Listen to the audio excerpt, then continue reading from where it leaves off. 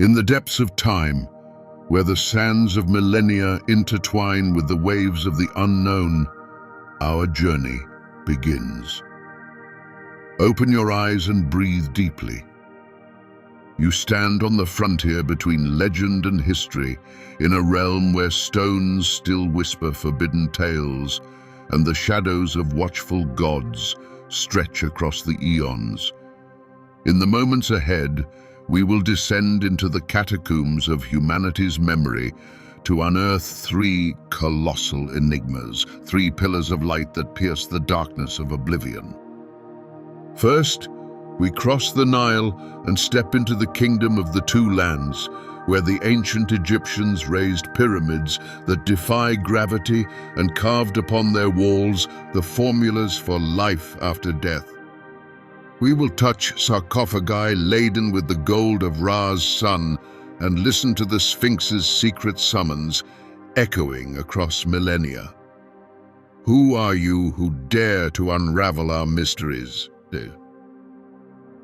Next, through the foam of the Atlantic, we advance toward the sunken city of Atlantis to enter the library, the mythical archive where, it is said, every shard of knowledge was etched onto ancient crystals. Here, the voices of Atlantean priests resonate among water-worn shelves, inviting us to unfurl scrolls of pure light and read forgotten destinies. Finally, the sea carries us to southern Japan, where the Yonaguni Monument rises from the boundless blue, a colossal temple carved perhaps by lost human hands or by merciless geological forces. Massive stairways plunge into the abyss, while the contours of legendary beasts watch reef sharks glide through the depths. From the throes of myth and the planet's living pulse, these three enigmas merge into a single cosmic narrative, a testament of civilizations that strove to speak with the stars. We will heed their echo, weave threads of meaning across continents, and discover that the past, however buried, still beats at the heart of the present. Prepare your explorer's soul.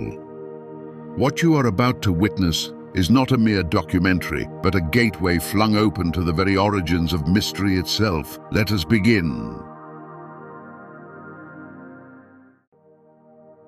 Beyond the dust of the ages, at the crossroads between myth and reality, lies the story of a civilization that mastered the desert's mysteries and made the Nile River the axis of its world. The ancient Egyptians, a mighty power arising from sand and stone, left behind towering pyramids, imposing temples, and a cultural legacy that still reverberates through the pages of history. This documentary is an initiatory journey into the heart of the most fascinating civilization on Earth, a realm where deities and mortals coexisted in a sacred symphony, and each grain of sand spoke of imperial ambitions and tireless spiritual quests. Imagine a golden light emanating from the sun as it rises beyond the desert horizon, bathing imposing stone temples and dispelling the night shadows along the banks of the Nile. In the distance, one glimpses the grand silhouette of the pyramids, while a gentle breeze carries the distant sounds of boats laden with grain, spices, and precious goods, coming and going from this cradle of ancient commerce. In the background, an ancestral murmur seems to echo among columns and hieroglyphic inscriptions, proclaiming that here, in the heart of Egypt, the very epic of humanity unfolds. Today, we regard these impressive monuments with a mix of wonder and respect. We ask ourselves how a people, beginning in the harsh conditions of a vast desert, managed to construct structures that defy time, to create astonishing works of art, and to develop a belief system so rich and complex that it has inspired entire generations of historians, philosophers, and scientists. Together, we shall venture through the unknown caverns of history, listen to the echo of secrets whispered in temple corridors, and experience the great adventure of ancient Egypt, from its founding moment to its spectacular decline. The emergence of Egyptian civilization was closely tied to the Great Nile River. Before the first cities arose from the fertile riverbanks, nomadic communities gradually gathered into stable settlements, drawn by the possibility of large-scale agriculture. The Nile provided irrigation water, abundant fish, and a safe haven from the unforgiving desert nearby. Thus, starting in the 5th millennium before Christ, on the territory that would become Egypt, prosperous settlements began taking root. Historians divide Egyptian history into several defining periods: the pre-dynastic period, the Old Kingdom, the First Intermediate Period, the Middle Kingdom, the Second Intermediate Period, the New Kingdom, the Late Periods, and finally, the time when Egypt fell under the dominion of other powers such as the Persians, the Macedonians, and the Romans. If we look at the earliest forms of political unification, it is believed that around 3,200 years before Christ, a ruler known as Nama or Menes unified Upper and Lower Egypt, founding the first dynasty and, with it, one of the earliest centralized states in history. Egyptian society was highly stratified, with the pharaoh considered not only the supreme monarch, but also an embodiment of divinity on earth. Below him in rank were nobles, priests, and high officials, those who oversaw grand construction projects, administered harvests, and handled the people's religious concerns. Craftsmen, soldiers, merchants, and scribes made up another important layer, since their skills ensured both material welfare and the transmission of written knowledge. At the base were peasants and laborers who, though leading hard lives, nonetheless provided the agricultural and economic infrastructure of the civilization through their work. The importance of religion in ancient Egyptian life was indisputable. Priests constituted an elite in themselves and played a crucial role in maintaining cosmic balance, known to the Egyptians as Ma'at, a concept embodying order, justice, and universal harmony. A temple was not merely a place of worship, but also an economic and administrative center, managing vast tracts of farmland, vineyards, and specialized craftsmen who worked in service of the gods. All these aspects show that ancient Egypt was a complex civilization with a remarkable capacity for cooperation and for developing long-lasting institutions. Beyond social structure, ancient Egypt raised monumental temples and created an especially sophisticated written language, hieroglyphs. These sacred signs chiseled into stone were not mere symbols, but a bridge between the material and the divine. Furthermore, through funerary art and elaborate mummification practices, the ancient Egyptians expressed a clear concern for the afterlife, considered a continuation of earthly existence under the protection of the gods. Each epoch of ancient Egypt was marked by remarkable figures who left their imprint on history. The first unification under Menes opened the path for subsequent dynasties, but names like Djoser, Khufu, also known as Cheops, Hatshepsut, Thutmose III, Amenhotep III, and Ramses II remain in collective memory as symbols of absolute pharaonic power. The pharaoh, as sovereign, enjoyed sacred prestige and was regarded as a son of the god Ra, or in certain periods, a terrestrial incarnation of different protective deities. His fundamental mission was the maintenance of cosmic order. and every aspect of governance, from legislation to great construction projects, was subsumed under this divine duty. In eras of flourishing, the pharaohs had enormous resources to erect temples for the gods and their own sumptuous tombs, believing they were thus preparing their path to eternity. The Old Kingdom, famous for the construction of the pyramids at Giza, reached a pinnacle of funerary architecture during the reign of Pharaoh Khufu. His pyramid, known today as the Great Pyramid, is considered one of the grandest structures ever created by humanity. The engineering mastery of the ancient Egyptians continues to amaze experts and laypeople alike. Enormous stone blocks weighing tens of tons were cut, transported, and placed with remarkable precision, all without the aid of modern technology. Later, in the New Kingdom, pharaohs such as Hatshepsut, the first great queen pharaoh who fully assumed the masculine title and symbolism of kingship, or Ramses II, also known as Ramses the Great, extended Egypt's political and military power. They consolidated borders, waged successful wars against neighbors, and erected impressive monuments to honor their glory.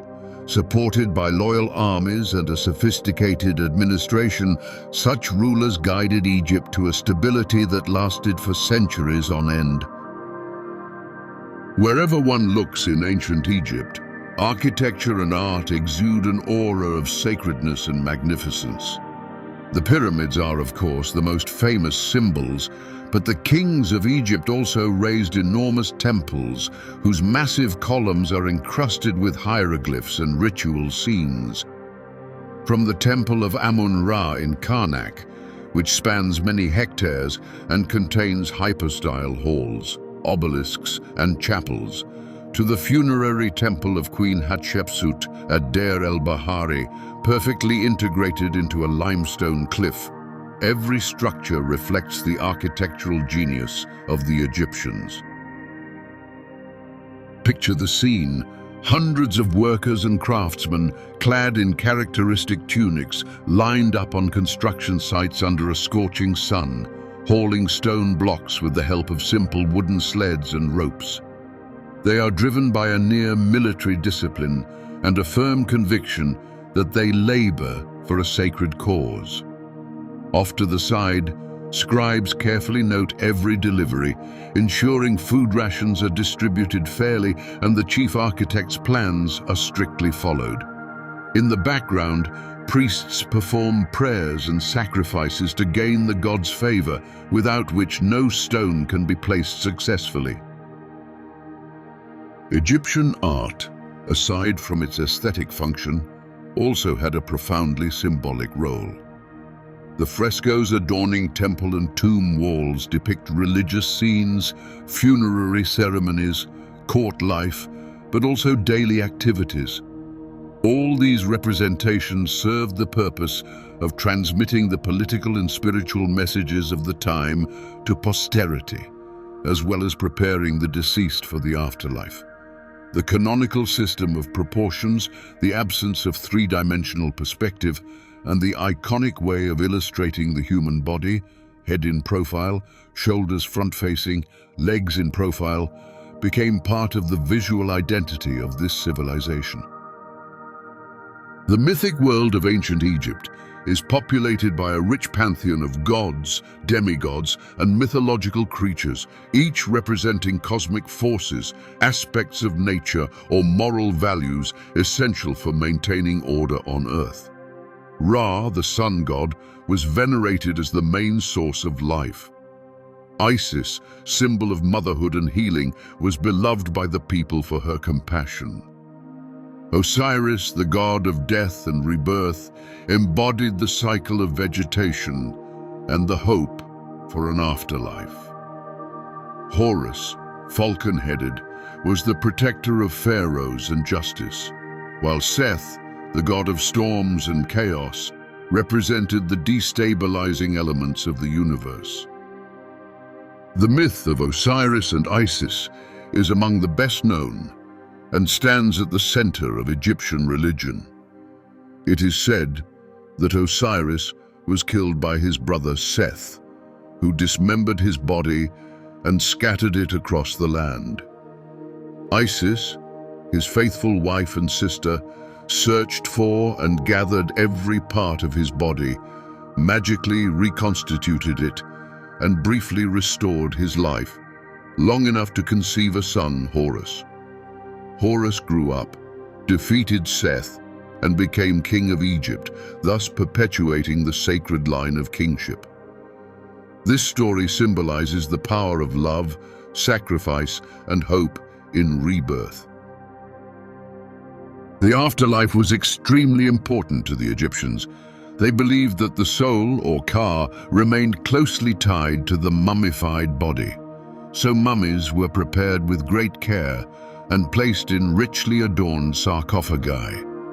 Funerary rites were an elaborate mix of ceremonies meant to ensure a smooth passage into the afterlife. The Book of the Dead, a collection of incantations and magic formulas, guided the deceased through the underworld, helping them overcome obstacles and prove to the goddess Ma'at they were worthy of eternal life. The heart of the departed was weighed on a cosmic scale, and if it was lighter than a feather, the soul could attain everlasting happiness in the fields of Osiris. Besides the established myths, ancient Egypt was shrouded in countless urban legends, popular stories, and local beliefs passed down orally over many generations. These narratives sometimes found expression in the priests' magical practices and in the daily temple rituals. Each region had a principal triad of gods, honored by annual festivals so lavish that priests carried the gods' statues on sacred barks, reenacting the sun's journey across the sky and offering the people a spectacle brimming with emotion and devotion. At the foundation of ancient Egypt's prosperity lay agriculture, sustained by the Nile's annual floods. Every year, when the waters receded, they left a fertile layer of silt on the riverbanks, which ensured bountiful harvests of grain, vegetables, and fruits. The royal administration managed the irrigation canals and stored surplus food in huge granaries to prevent famine in less prosperous years. Trade was also a major factor in Egypt's development. Egyptian ships navigated the Nile far and wide, while caravans crossed the desert to exchange products with distant lands. From Nubia, they brought gold and ebony. From Lebanon, cedar wood. And from eastern territories, incense and exotic spices. The Egyptians exported grain, linen, jewelry, and works of art, establishing important commercial and diplomatic relations with neighboring kingdoms. Daily life in ancient Egypt was vibrant and full of bustle. Open-air markets located on the banks of the Nile buzzed with vendors offering fruit, fresh fish, ceramic vessels, textiles, or decorative items. Ordinary people lived in modest homes built of mud brick, while nobles and wealthy officials could afford spacious residences with peristyles, interior gardens, and even small ponds. Education was the privilege of the elite. Scribes trained in special schools where they mastered the challenging art of hieroglyphic writing. Women enjoyed certain rights that were unusual in other ancient societies. They could own property, initiate divorce, and, in some cases, attain positions of power, as demonstrated by Hatshepsut, who became pharaoh in an era dominated by male rulers. Moreover, religion and ritual traditions occupied a central place in people's lives. Religious festivals, cult ceremonies, and pilgrimages to great temples served as occasions to celebrate and reaffirm collective identity. In addition to achievements in architecture and art, ancient Egypt also represented a hotbed of knowledge in mathematics, astronomy, medicine, and engineering. The Egyptian calendar, based on the cycle of Nile floods and astronomical observations, later influenced other people's calendar systems. Although their system was not mathematically perfect, it had exceptional practical relevance for organizing agriculture and taxation. Egyptian medicine, though still mixed with magical and ritual elements, made astonishing progress. Surviving medical papyri describe surgical procedures, pharmaceutical recipes, and treatment techniques for various ailments. The Egyptians knew about the effects of certain plants and natural substances, which they employed therapeutically. Mummies unearthed today show evidence of complex surgical interventions, such as fracture repairs and the use of rudimentary prostheses. In engineering, the construction of irrigation canals and dam systems allowed the development of prosperous agriculture on extensive lands. Hydraulic wheels and simple water-lifting technologies like the shaduf, a wooden lever with a counterweight used to draw water from canals, increased agricultural output and protected the population from drought. Likewise, knowledge of metals and minerals led to the development of efficient tools, knives, chisels, saws, axes, and other instruments fashioned from copper and bronze. These facilitated both agricultural work and large-scale construction projects. Moreover, ancient Egypt became famous for the charm of its gold and semi-precious stone jewelry, crafted with a refinement unmatched in its time. Despite its greatness and constant progress, ancient Egypt passed through multiple periods of crisis and disunity. The first decline arose after the fall of the Old Kingdom, when internal revolts and devastating droughts undermined central authority. Yet the most dramatic change occurred much later, at the end of the New Kingdom and in the subsequent eras. One theory, widely accepted by historians, underlines the impact of external pressures from neighboring peoples and from invasions in the Mediterranean and the Near East. Nomadic tribal communities joined by migrating groups ravaged Egypt's northern and eastern frontiers, weakening the country's defensive capacity. The Hittites, Assyrians, Babylonians, and finally the Persians all viewed Egypt's riches as an enticing target. By the time of the late period pharaohs, Egypt had gradually lost its sovereignty, first under Persian rule, then under Alexander the Great, and ultimately becoming a Roman province. Another theory considers climatic changes and unusual variations in the Nile's flooding. If the river failed to flood at the right time, or if the volume of water was low, harvests were compromised, leading to famine, rebellions, and political instability. The lack of a diversified economy made Egypt critically dependent on agriculture. When nature became less predictable, the system's resilience drastically diminished. Internal factors such as corruption, rivalries between the priesthood and the monarchy, or power struggles among noble families also contributed to undermining state stability. In certain periods, the priests of Thebes managed to wield significant control over the country, parallel to the pharaoh's power, fragmenting central authority and creating a climate ripe for foreign intervention. Finally, the adoption of foreign cultural and religious elements, especially during the Hellenistic period, after Alexander the Great's conquest, led to a gradual assimilation and the loss of some authentic traditions. Though Hellenistic culture flourished in Alexandria, creating an unprecedented center of learning around the Library of Alexandria and the development of the sciences, the essence of Egyptian traditions faded.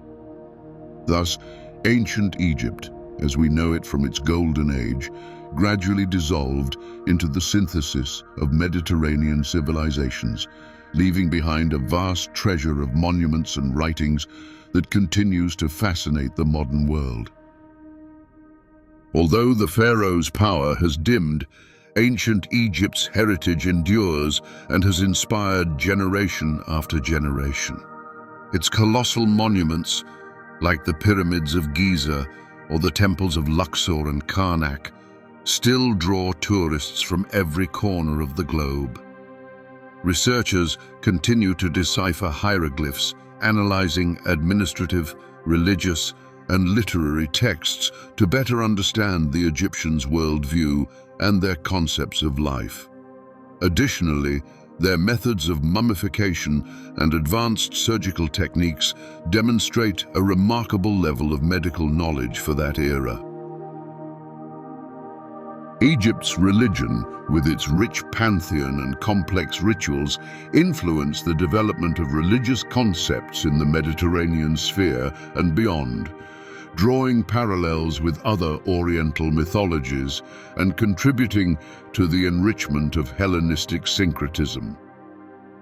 The reverence for the goddess Isis, for instance, spread as far as Rome and throughout the Roman Empire, featuring dedicated temples and communities of passionate devotees. Egyptian artistic creations, mural paintings, colossal statues, as well as delicate jewelry and cult objects, influenced the aesthetics of later periods. During Europe's neoclassical era, Egyptian motifs and forms were reinterpreted in paintings, sculptures, and architecture, generating an artistic trend known as Egyptomania. Even today, designers and fashion creators draw inspiration from hieroglyphic motifs, from the colors and symbolism of ancient Egypt, bringing a mysterious, sophisticated air to their collections. The importance of studying ancient Egypt lies in the fact that it gives us insights into the potential of human civilization. Through cooperation, administrative organization, and a long-term vision, the ancient Egyptians built a state that lasted for millennia. They showed how religion and mythology can serve as cohesive factors, maintaining unity and motivating people to work together on grand projects.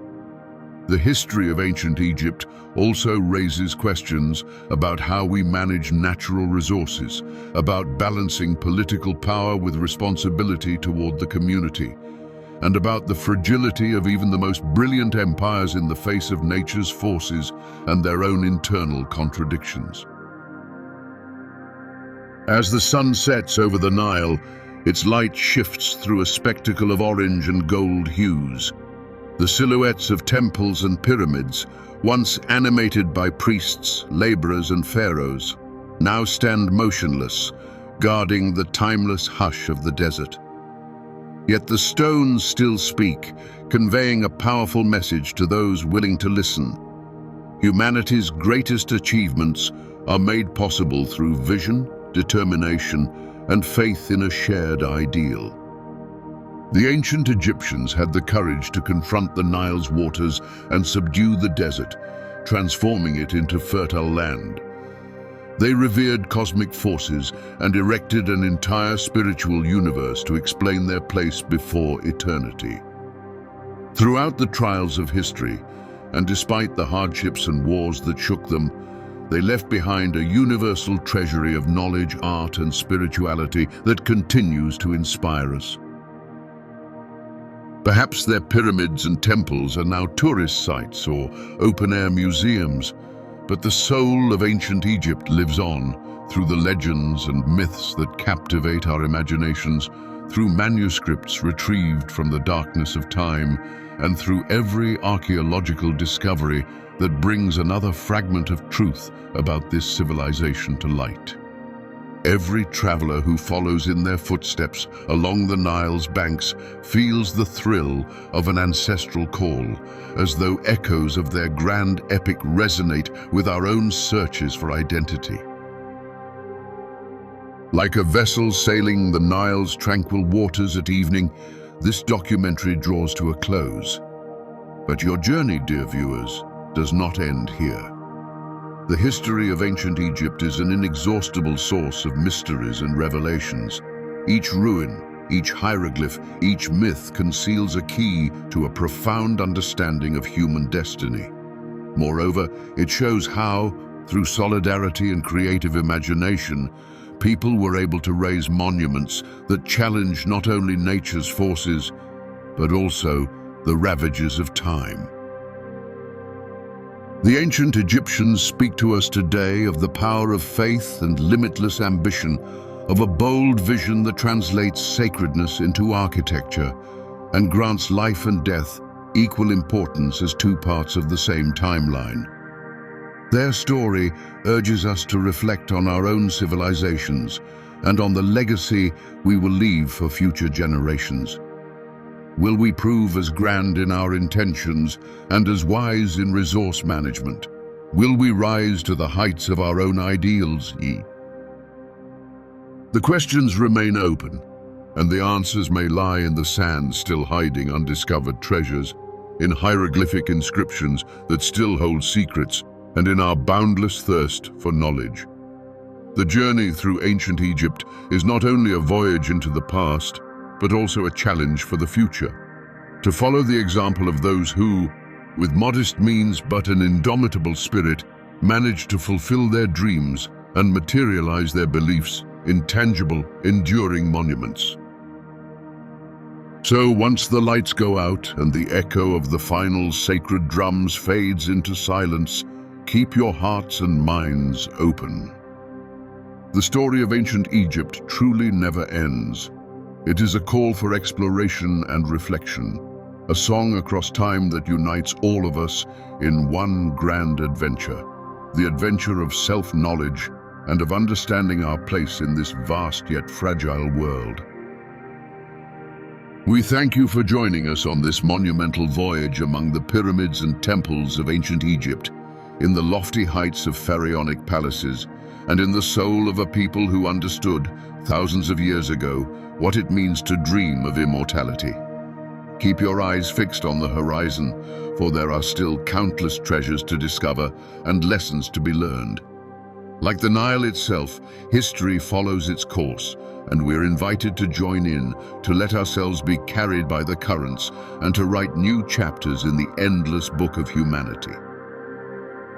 This is the covenant left to us by the ancient Egyptians, never to cease marveling at the grandeur of life, and to carry within our hearts the hope that with each new sunrise, we may find the strength and wisdom to surpass our limits and build our own monuments, whether of stone or of spirit, within the universal chronicle of humankind.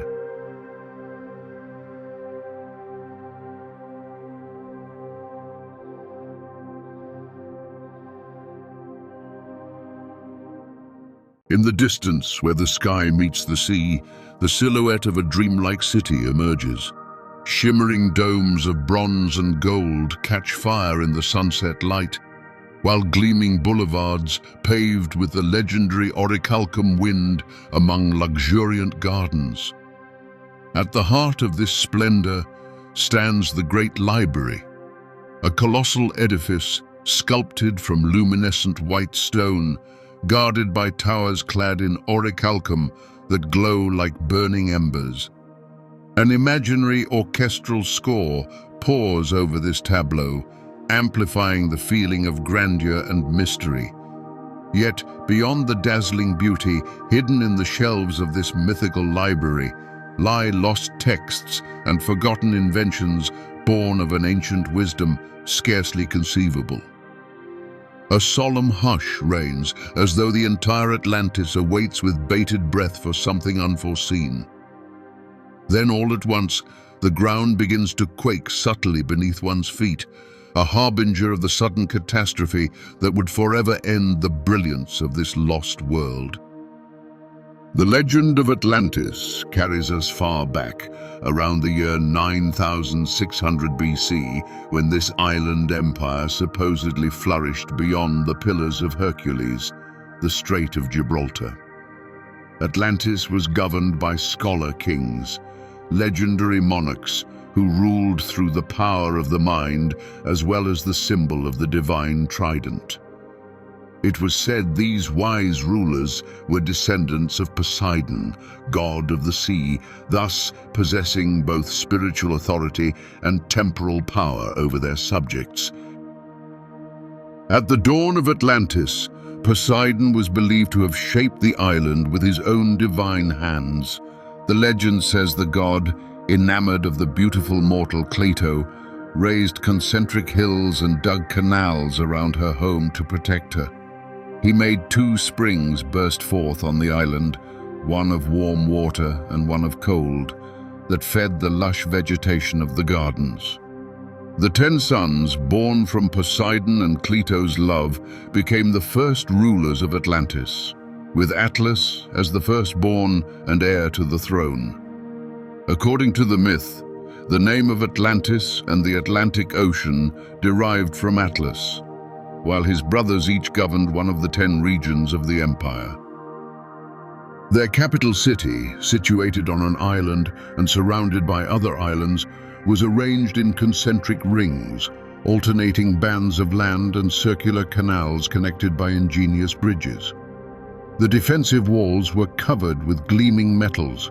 Rumor had it that the outer ring sparkled with reddish copper, the second ring with tin, and the innermost citadel itself was plated with orichalcum, the mythical metal considered more precious than anything except gold. In the center of the city, beside the temple dedicated to Poseidon, rose the great library, a sanctuary of knowledge whose massive columns seemed to absorb the daylight sun and then radiate it at twilight. The library glistened beneath its incandescent orichalcum spires, a guiding beacon for all who thirsted for wisdom. Atlantis's wealth was legendary.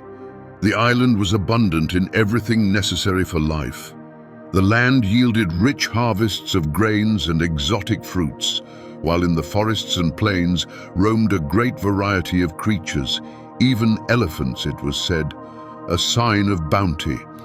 Its mines produced plentiful orichalcum, a metal Plato described as extracted from the island's soil, more prized in those times than anything except gold. Through trade and conquest, the island gathered treasures and knowledge from all the known world.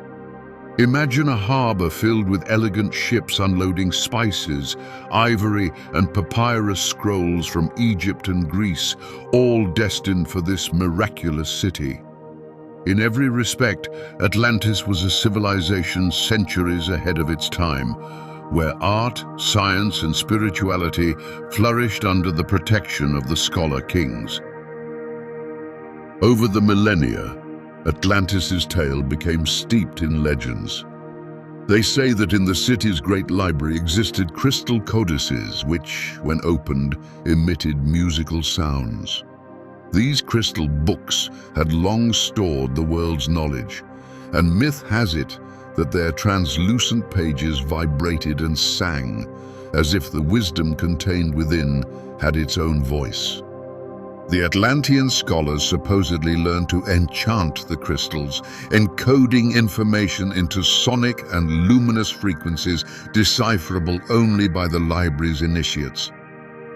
One of the most famous legendary artifacts was the 10th scroll. According to stories passed down by Egyptian priests and later shared by Greek sailors, the librarians of Atlantis kept under lock and key a prophetic scroll, the 10th of a sacred collection which foreshadowed the empire's fate. This 10th scroll was said to contain warnings about a devastating flood and a coming moral decline.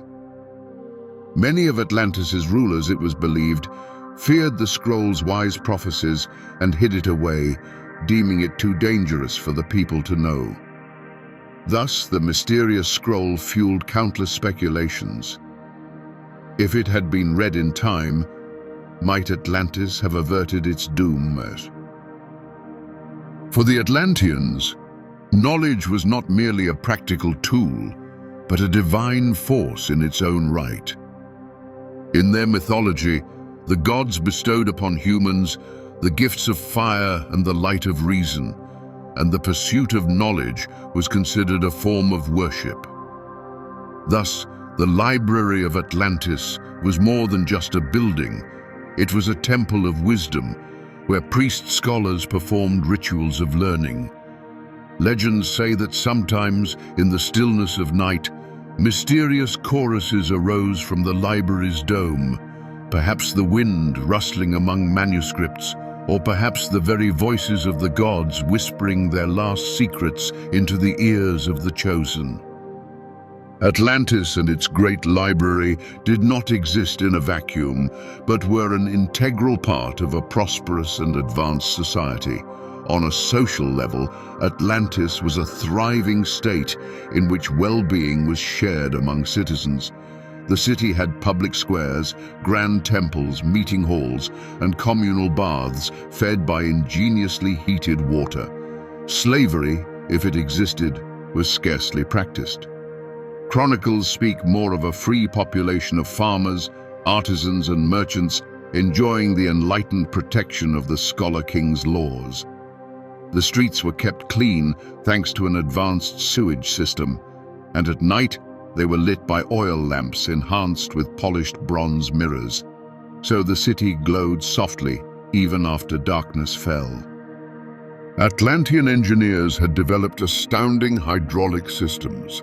The city's concentric canals brought water from the surrounding mountains into the center, supplying fountains and public baths. There was talk of underground aqueducts and water-driven pumps that irrigated the palace gardens. Even the fields beyond the capital benefited from irrigation canals and ingenious sluices, transforming the island into a veritable agricultural paradise. Inside the library, technology and knowledge blended seamlessly. The vast halls were equipped with mechanical bronze catalogues, something like the ancient world's computers.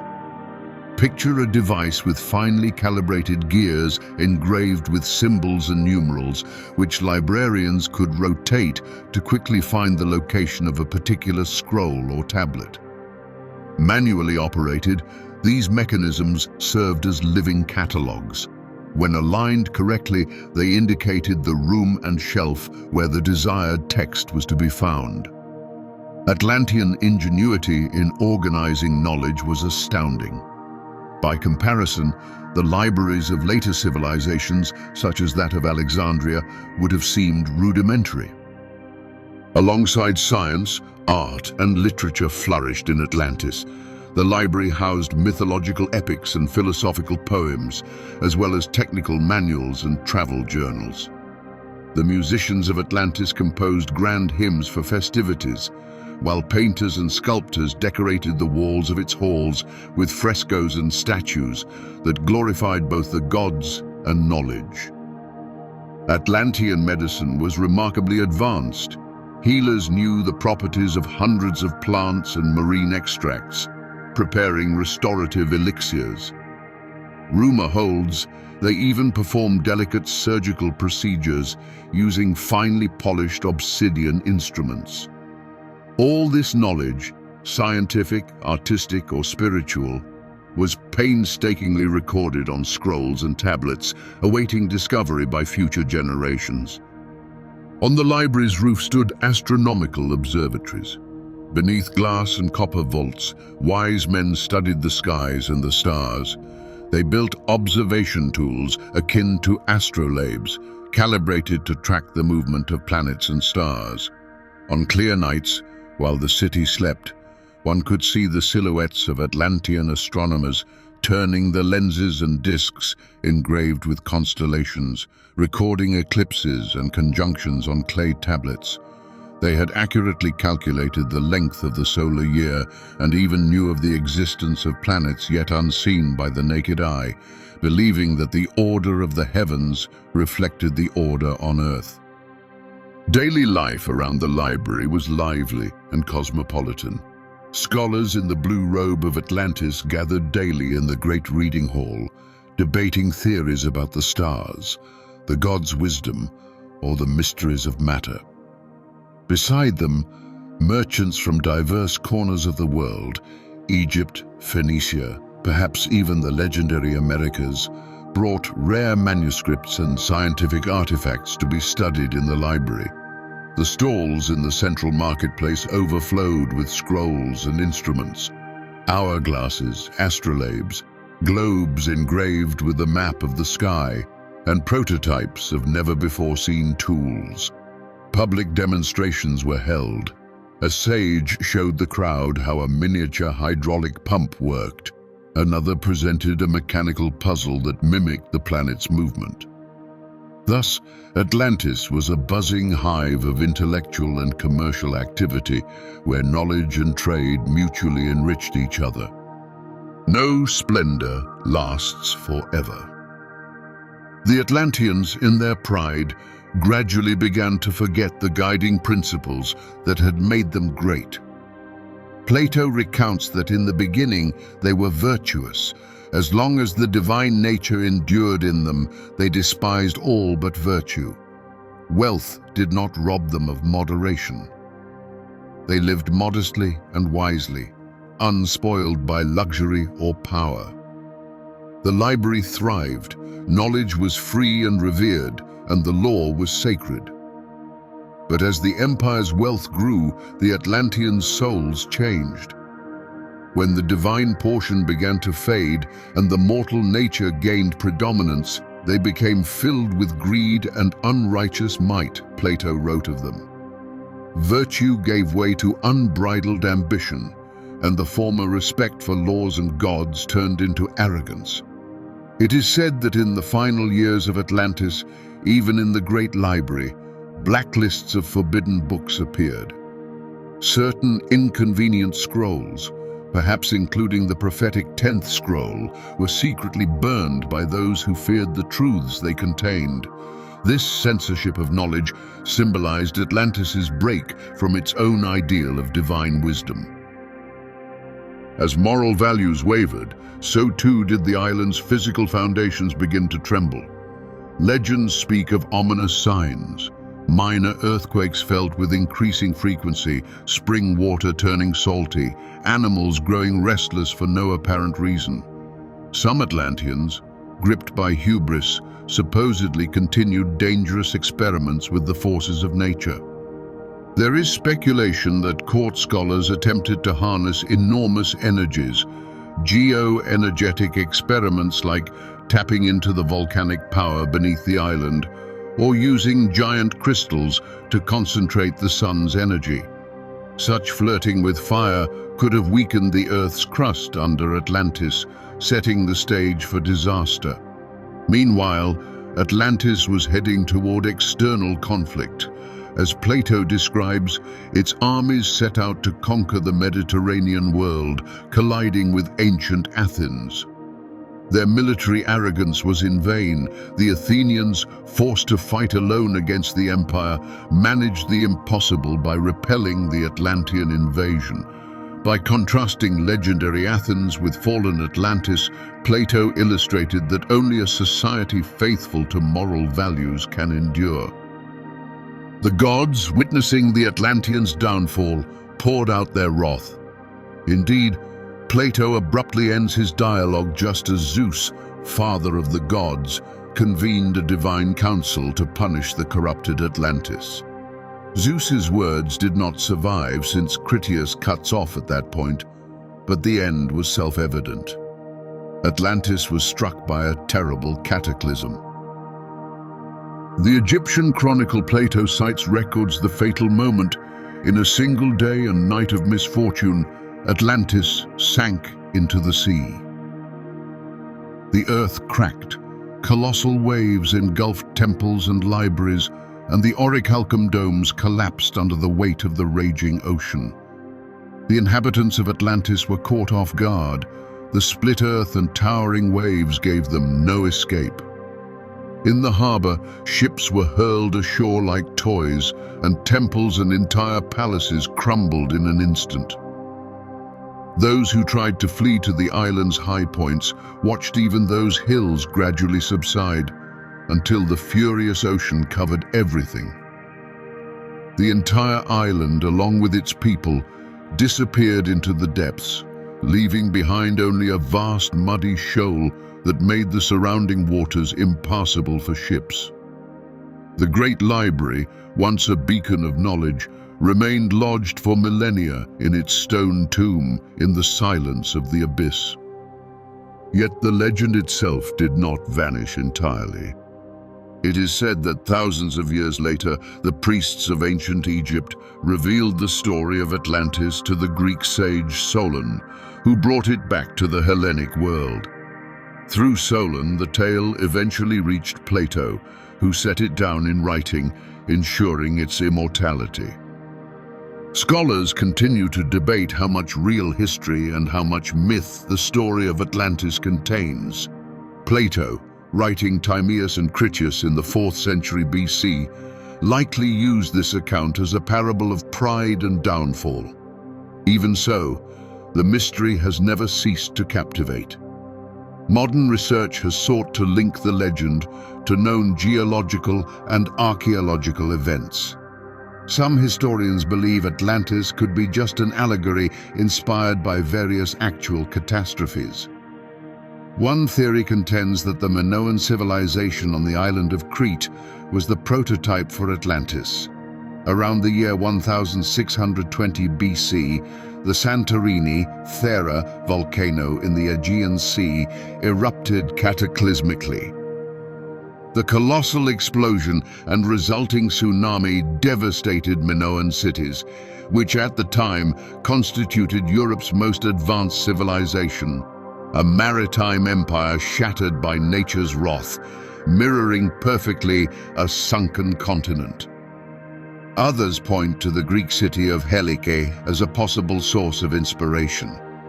Helike was a real settlement on the coast of the Gulf of Corinth that one night in the year 373 BC was swallowed by the earth and the sea following a devastating earthquake. Helike completely sank, becoming a legend among survivors. Very likely Plato himself heard of this catastrophe and wove it into his narrative. Thus, Atlantis may be a composite of memories about Santorini, Helike, and other forgotten cataclysms. The mystery of Atlantis has spawned countless expeditions and announcements of supposed discoveries. Throughout the centuries, explorers have feverishly sought the lost island. Some tried to locate it near the Azores or the Canary Islands, others in the enigmatic depths of the Bermuda Triangle. During the 1960s, the discovery of rectangular underwater structures near the Bahamas, known as the Bimini Road, caused a stir as a potential Atlantean remnant. More recently, attention has turned to the Sahara Desert, where the circular formation called the Eye of the Sahara, the Richat structure in Mauritania, exhibits nearly perfect concentric rings, fueling speculation that it could be Atlantis's imprint on land. There is even the hypothesis that Atlantis was, in fact, the American continent overlooked by ancient Greeks. To date, however, none of these leads has been scientifically confirmed. Even so, the search continues. The specialized field, sometimes referred to as Atlantology, persists at the boundary between science and passion, fueled by the hope that one day we might unlock the truth behind this myth. Atlantis still haunts our imagination today. It is the ultimate symbol of a lost utopia and of humanity's thirst for knowledge, perpetually driving us toward the unknown. Its story warns us against the peril of pride and the abuse of power, yet also inspires us to dream of ideal societies guided by wisdom. Atlantis personifies the hope that humanity might one day attain such a pinnacle of achievement, and likewise reminds us of the fragility of those dreams if they are not founded on morality. We close by envisioning a cinematic scene steeped in melancholy and hope. Deep beneath the waves of the Atlantic Ocean, near a multicolored coral reef, the eroded outlines of ancient columns are discernible. A diver squeezes through the algae-covered ruins, and the beam of the flashlight dances over bas-reliefs encrusted with deposits. There, in the flickering light, a strange symbol can be glimpsed carved into the stone, perhaps a fragment of the lost Atlantean alphabet. Your heart quickens. Right below the layer of phosphorescent corals, the waterproof scrolls of the great library might yet slumber. The diver carefully stretches out a hand toward a piece of inscribed stone, gently prying it free. The air brims with emotion. He knows that at this instant he touches legendary history. Then our imagination's camera soars upward over the vast expanse of blue. Toppled columns, statues frozen in silence, all enveloped by the tranquil dance of fish. Atlantis slumbers beneath the waters, but it is not forgotten. With each generation, humanity returns to this story, diving into oceanic depths in search of it and probing the depths of the soul in quest of lost wisdom. Thus, as long as the story of Atlantis urges us to seek and to dream of better worlds, the spirit of the great library will never truly perish. After all, Atlantis endures as long as its memory lives in human hearts, and as long as treasure hunters for its wisdom persist. Until then, the legend encourages us never to cease pursuing knowledge and to envision better worlds, however distant, whether in the past or in the future. Through the blue-green waves of the Pacific Ocean, hidden beneath the foaming surface, lies an enigma that has captivated generations of explorers, historians, and dreamers. The Yonaguni Monument, those submarine formations near the island of Yonaguni, located in the far southwest of the Japanese archipelago, seems to call out quietly to every curious soul. In the playful sunlight filtering through clear waters, rocky silhouettes rise in a solemn dance. Unnatural steps, a geometric plateau, and an outline that, at first glance, might suggest the ruins of a lost city, a gateway opening onto a distant past. Imagine looking upward from the depths at a colossal stone temple, a settlement that seems to defy both time and logic. Some say these rocks were shaped by human hands. Others believe that nature itself left its mark on the underwater stone, crafting a deceptive mirage. Yet, no matter how heated the debate, the fascination remains untouched. Like a muted thunder, an ancient refrain seems to echo among coral and tropical fish. Everything began here. Here, long ago, a civilization tried to rise to greatness, then vanished into the abyss of oblivion. With an imagined soundtrack, rhythmic drums, violins growing in intensity, and a choir murmuring ancient themes, we can envision the setting, a cinematic scenario in which time unravels. Scenes follow in quick succession.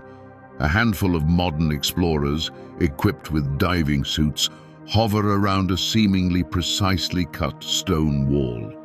Fascination shines in their eyes, mirrored in the play of light on the salty water. Each dive reveals new shadows, new lines and details that ignite the imagination regarding the grandeur of bygone days.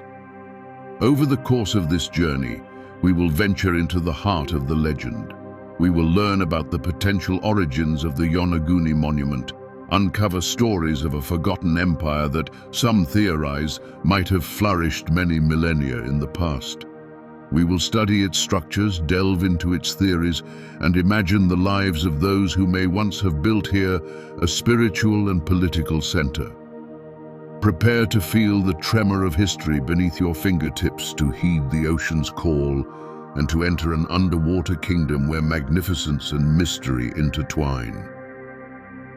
In the coming minutes, I invite you to set aside everything you thought you knew about ancient monuments, and to open your heart to the story of a civilization that, if it existed, reached impressive heights, only to be swallowed by the forces of nature. For some, the Yonaguni Monument remains a simple geological phenomenon. For others, it is the vestige of a legendary city that was once endowed with knowledge, architectural mastery, and a culture worthy of the great ancient powers. Yet, regardless of which side we take, the magic of this underwater world stirs our souls and makes us wonder, what if it is true? What if, beneath these tranquil waters, a city older than anything we know has rested all along?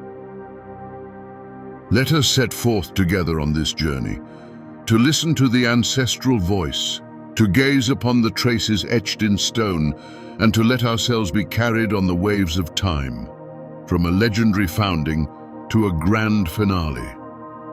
This documentary film will guide you through myth, history, and scientific hypotheses woven into a magnificent tale. The story of the Yonaguni Monument, a place still waiting to speak its truth from beneath the waters. So, to imagine how what many call the sunken city of Yonaguni took shape, we must travel far beyond classic chronological boundaries. Some researchers speculate that these submarine structures may be over 10,000 years old, perhaps even older. That would place them in an era when sea levels were substantially lower and land encompassed wide areas now underwater. Picture a time when waters did not rule everywhere as they do today, and humans, organized into tribes or proto-civilizations, explored these territories with hope and courage. To situate this possible civilization in Japanese history, some connect it to the Jomon culture, an ancient population that lived in Japan beginning more than 13,000 years ago. If the theories linking the Yonaguni Monument to human-made megalithic structures are correct, then we might be looking at an urban center that preceded even the earliest forms of social organization known in Mesopotamia or Egypt. That would mean that a community may have developed here in Yonaguni, potentially leaving its mark on the later evolution of early Japanese culture. Nonetheless, these dates remain largely speculative, as we have no written records attesting to such a past. And in the absence of documents, everything remains in the realm of hypothesis, fueling even more the aura of mystery. Still, let us imagine that this society, rich in traditions and rituals, was founded on the shores where today waves break above the submerged formations. Perhaps these people knew the art of building massive stone structures. Perhaps they had a system of governance based on a council of elders or on a priest-king who combined religious authority with political power. There are no clear mentions or legends that confirm these aspects, but numerous authors of pseudo-historical books have attempted to piece together fragments of life, drawing inspiration from archaeological discoveries in other parts of Japan. What draws attention first is the massive architecture that appears to be carved in steps. If these blocks were indeed shaped by humans, we cannot help but ask, why would anyone build such a monument on a remote island at the edge of the Pacific Ocean? Answers may be numerous. Perhaps it was a ceremonial center, a sacred place where people worshipped the gods of the sea and sky. Or perhaps it was a strategic outpost for trade and cultural exchange, a symbolic beacon between Japan and other Asian territories. Though we lack direct evidence, some historians and geologists believe that Yonaguni might have functioned as a link in ancient maritime routes, supporting trade in precious stones, ceramics, or agricultural products. Imagine a grand citadel guarded by stone walls and monumental gates. Inside, under the scorching sun of that epoch, the central square buzzed with activity. Merchants, artisans, fishermen selling their wares, families bartering goods, priests conducting rituals and ceremonies. Possibly there was even a palace or temple structure located at the highest point of the city, dominating the horizon with its imposing presence.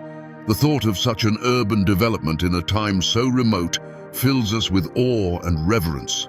And yet, reality remains murky, like the waters that now wash over this place. Although there is no scientific consensus, some experts maintain that, realistically, the formation of the Yonaguni structures happened naturally, through the fracturing and erosion of sedimentary rocks in a geometric manner. According to them, the local culture may simply have heightened this phenomenon in the collective consciousness, transforming it into a founding myth. Yet others, marine geologists among them, believe that there are particularities that cannot be easily explained by natural processes. They discuss the presence of possible artificial channels, traces that seem to be sculptures or engravings, and a potential zigzagging road. These elements, correlated with legends and oral traditions of Japan, may indicate the existence of an underwater urban center. Thus, between theory and reality stands a wall of uncertainty, and the charm of Yonaguni resides precisely in this historical and cultural tension. Looking back through the mist of ages and attempting to connect the Yonaguni Monument to the realm of Japanese legends, we find many possibilities, each equally captivating. Some popular sources, inspired by Shinto traditions, speak of kami, sacred spirits, who reside everywhere in nature, including the ocean's waters. Could it be that once, in antiquity, a people believed themselves chosen by these divine forces? Imagine a culture blending veneration of ocean spirits with monumental architecture, raising altars and temples under the open sky, hoping to gain favor from these cosmic entities.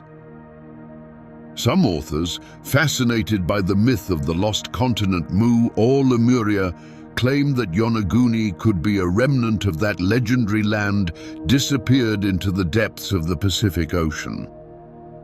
According to such stories, long ago, there was a vast landmass in the center of the ocean, home to an advanced civilization endowed with mysterious knowledge and almost magical powers. Natural disasters, earthquakes and massive volcanic eruptions allegedly submerged that continent, leaving behind only a few scattered islands and structures lying on the ocean floor. For proponents of this theory, the Yonaguni Monument is a key piece of evidence, a sort of bridge between myth and reality, concrete proof that the legends about Mu hold a kernel of truth. Of course, the scientific community remains skeptical of such tales. Even so, their allure is indisputable. The idea that beneath the waves a fabulous world might be hidden, a submerged and forgotten civilization, awakens a profound sense of adventure and a desire to explore the unknown. This collective fascination has fueled multiple expeditions over the years, as well as documentaries and books filled with hypotheses and spectacular illustrations. Moreover, the links between Japan's underwater megalithic monuments and possible ancient traditions can be found in local mythologies, where water and turbulent seas often act as primordial forces, both destructive and creative. Studying these myths and legends more closely, we often discover semi-divine characters, priest-kings and storm gods vying for territories of land against the spirits of the waters. In certain interpretations, the submersion of this city would be the result of divine wrath. Such a narrative reiterates a well-known theme of divine punishment against human pride, a recurring motif in many ancient cultures. Other histories suggest that, in fact, volcanic eruptions or earthquakes were interpreted by the ancient population as signs of the gods' anger, thus fostering the development of myths that give flavor and mystery to the past. Let us imagine how an ordinary day in that supposed underwater city might have looked long ago, where the Yonaguni Monument now lies. At dawn, the sun threw its rays over the massive stone buildings, coloring them a pale gold. Merchants prepared their goods in the main square, fresh fish caught from the rich waters of the Pacific, grains cultivated on the fertile terraces nearby, skillfully crafted pottery, and textiles made from natural fibers. Artisans began their work, hammering stone or molding clay, passing down knowledge from father to son. Women gathered to collect water from springs or wells, carrying large ceramic vessels and exchanging recipes or information about upcoming ceremonies. Children ran among columns and steps, playing and curiously exploring the edges of the city, where the sea was not yet threatening.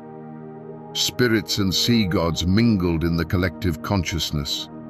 Each family likely had a small altar inside the home, dedicated both to ancestors and to nature's divinities, offering thanks for prosperity and protection. There may have been a well-established social hierarchy. At its top, possibly a king or leader supported by advisors, a mixture of wise men and priests. This leader might have worn precious materials and taken part in grand ceremonies meant to preserve harmony between people and gods.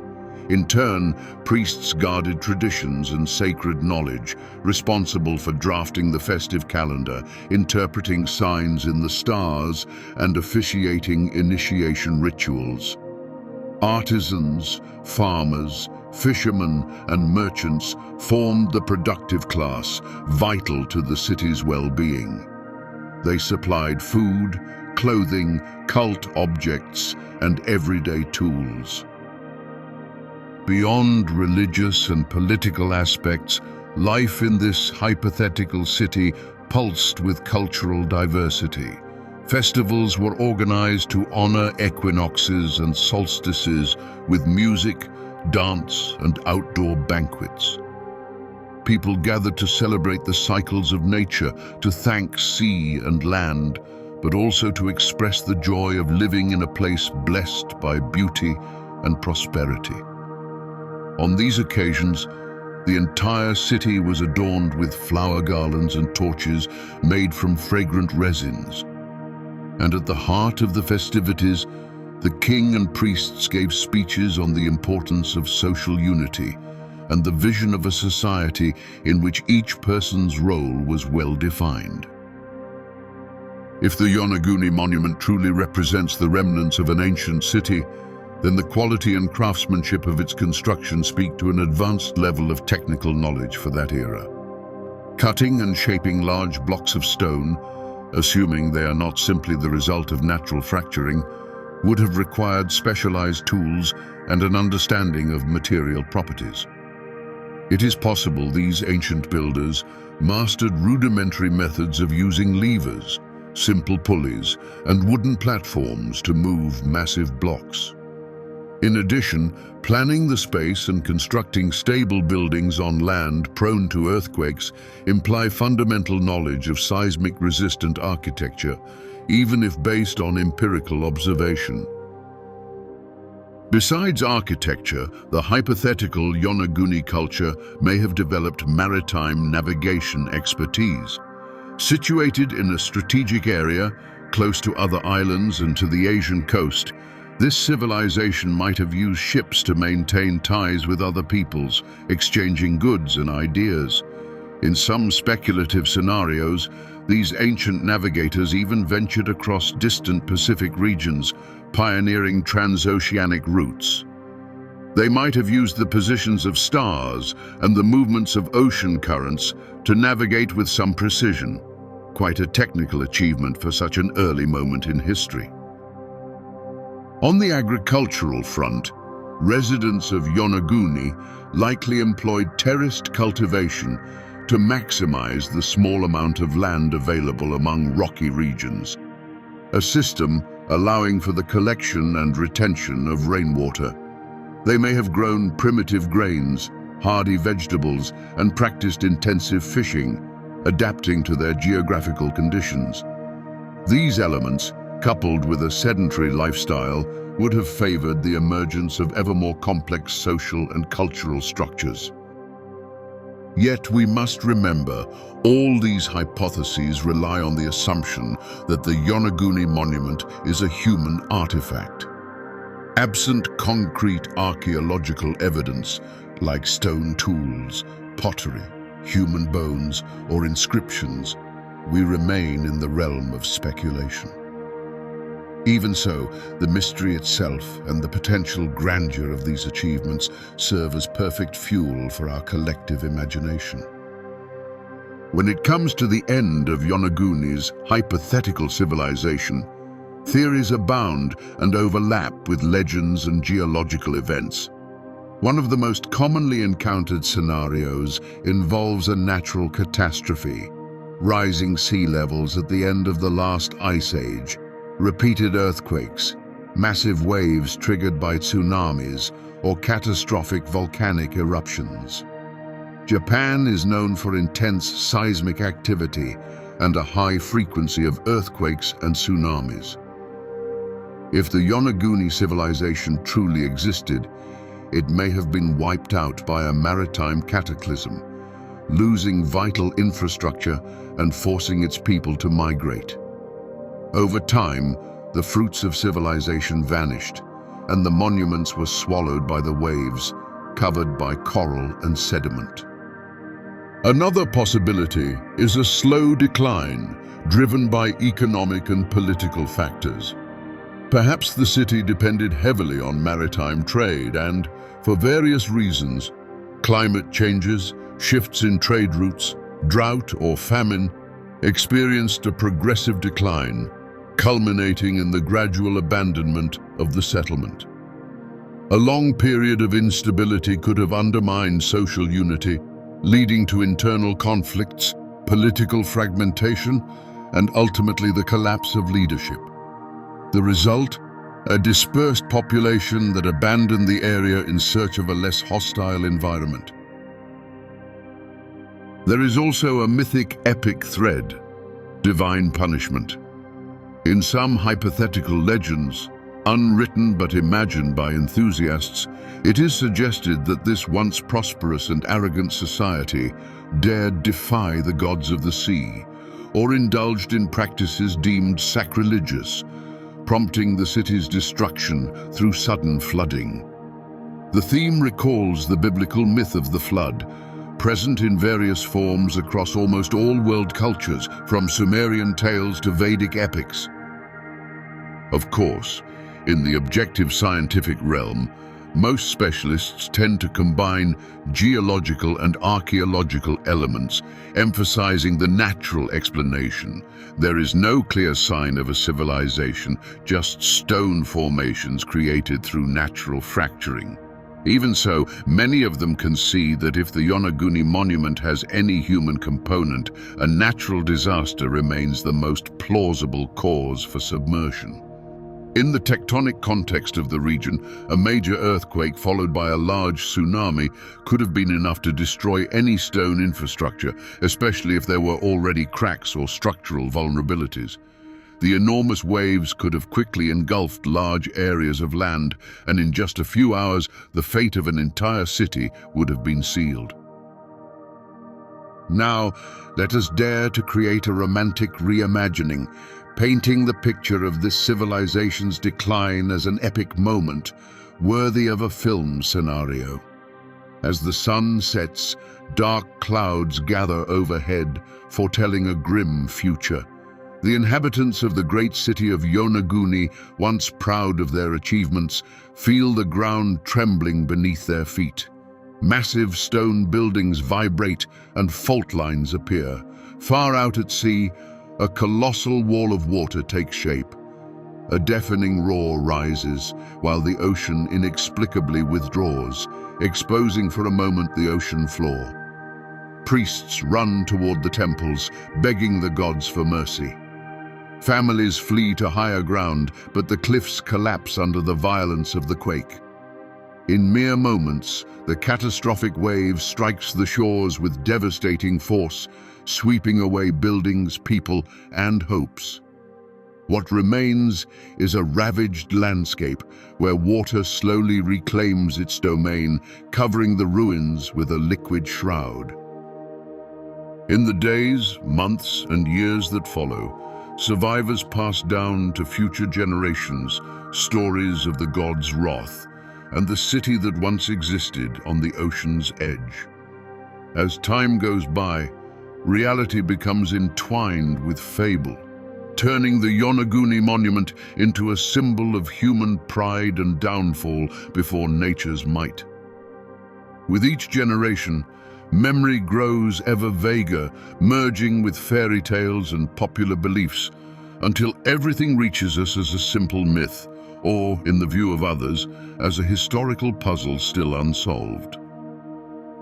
In the contemporary world, the Yonaguni Monument has sparked a wave of interest beginning in the latter part of the 20th century, when local divers reported the discovery of those strikingly geometric underwater structures. Soon after, researchers and journalists from around the globe started traveling to Yonaguni Island to see for themselves the underwater ruins. Television stations aired documentaries, and the topic was widely discussed in the international press, highlighting the mystery and posing questions that remain unanswered. Some scientists have sought to prove the phenomenon is entirely natural, stressing that sedimentary rocks can form stepped and clearly angled spatial configurations. Others, including a few renowned marine geologists, argue that there are features too orderly to be purely the result of natural erosion. Straight lines, perfect angles, and presumed traces of human activity, such as supposed drainage grooves. This debate, at times heated, has also attracted numerous enthusiasts of alternative theories who link the Yonaguni Monument to the myth of Atlantis, to lost continents, or even to extraterrestrial interventions. Culturally speaking, the discovery had a significant impact on local tourism. Yonaguni Island, once little known, became a destination for adventurous divers and travelers seeking the fantastic. Consequently, residents began offering guided services and diving expeditions, along with souvenirs glorifying the legends of the sunken city. This turn toward tourism generated a new source of income for the island community, while also promoting awareness about protecting the underwater environment. Even though the scientific truth about Yonaguni remains disputed, in Japanese culture, the monument stands as a reminder of the profound relationship between humankind and nature. Japan, being an island nation, has developed a philosophy that combines respect for natural cycles with a unique aesthetic sensibility. From the contemplation of cherry blossoms in spring to the veneration of sacred mountains like Fuji, the Japanese people have always maintained a spiritual connection to the surrounding environment. Yonaguni, whether natural or built by ancient hands, thus becomes a symbol of this unbreakable bond between humans and the sea, between civilization and elemental forces. Moreover, the Yonaguni Monument has inspired modern Japanese artists and writers. Fictional novels, theater productions, anime films, and manga have all embraced the motif of the sunken city, transforming it into captivating stories about the search for truth, the confrontation with destiny, and the hope that rises again from the abyss. For a people accustomed to the idea that the world can be changed abruptly by an earthquake or a typhoon, this metaphor of submersion and rebirth from ruin carries particular resonance, illustrating both our fragility in the face of nature and our resilience and renewal. As technology advances, we will be able to investigate the seafloor around Yonaguni with increasing precision. Detailed explorations using underwater robots, high-resolution sonar scans, and sophisticated geological analyses may theoretically provide clearer answers. Possible anthropic traces could be identified, drainage channels cut by tools, holes for wooden posts, symbolic engravings. Such discoveries might utterly revolutionize our understanding of ancient Japanese history and potential transoceanic connections. On the other hand, if it turns out that everything is purely geological, the Yonaguni Monument will still retain its splendor and remain an exceptional example of nature's power to create forms at the boundary between abstract art and sacred topography. A definitive conclusion may still be far off, but the charm of this mystery lies precisely in its ambiguity. The Yonaguni Monument invites each person to ask questions, explore theories, and allow themselves the luxury of dreaming of long-lost civilizations. In a modern world that is hyper-connected and awash in information, here is a puzzle that brings us back to the beauty of a question with no immediate answer. Like an ancient mosaic, each new theory adds a piece to the overall image, yet there is always something missing that would complete the outline perfectly. As we near the end of this epic documentary, it feels as though we once again sense the presence of that sunken city, floating between reality and legend. We almost see the ancient silhouettes mirrored in the water, hear the sound of forgotten drums, and glimpse in our imagination the massive stone steps that once summoned inhabitants to imposing temples. If we close our eyes, we can imagine the dance of sacred fires at sunset, hear children's voices echoing among columns, and feel the priest-king greeting his subjects from a lofty throne. But in the next moment, when we open our eyes, it all vanishes, dispersed beneath the waves, carried away by ocean currents. In this imagined journey through the millennia, we have traveled together along the paths of science and legend, paused over possible histories, and contemplated the incredible scope of uncertainty. The Yonaguni Monument shows us that no matter how much knowledge we gather, there are always mysteries inviting us to humility and wonder. Sometimes knowledge is not born from definitive answers, but from the thrill we feel when facing the unknown. Perhaps one day we will have conclusive evidence. Perhaps future divers will discover inscribed stones, ancient tools, or even human remains that confirm that countless millennia ago, a prosperous city truly existed on Yonaguni Island. Or maybe the next studies will irrevocably certify that the submarine formations are entirely natural, that nature is the only architect of these megalithic steps. But regardless of the outcome, the story of the Yonaguni Monument will continue to fascinate, to inspire, and to remind us of just how vast and complex our universe truly is. Thus, in the end, the question remains: natural phenomenon or ancient city? The answer is never simple, and even if one day science delivers a clear verdict, something of this mystery's charm will live on. Just as each wave that breaks against the rocks reminds us of the inexorable power of time, each submerged step whispers that not even the greatest civilization is immortal. In an instant, everything we create can be hidden beneath the waves, and all that endures is memory and hope that, in one way or another, the story will be heard through the ages. Like one last echo, let us return to the calm waters of Yonaguni Island. Beneath their apparently tranquil surface lies an entire universe, ready to be explored.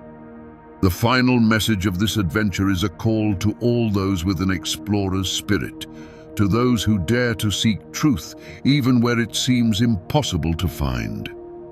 The world is filled with secrets, and the Yonaguni Monument may be but one of them. Yet knowledge always finds its way through those who never abandon curiosity. Perhaps in these depths there lies a piece of history, a fragment of legend, or just nature's handiwork. But it certainly has its place among the great enigmas of humanity. So dare to descend into the depths, to listen to the ocean's silence, and to let the mystery guide you onward. The journey does not end here. It has only just begun.